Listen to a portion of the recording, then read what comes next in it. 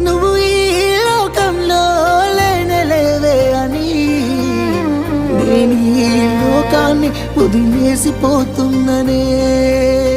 నువ్వు పువ్వులు అల్లుకొని పోతున్నవే అత్తగా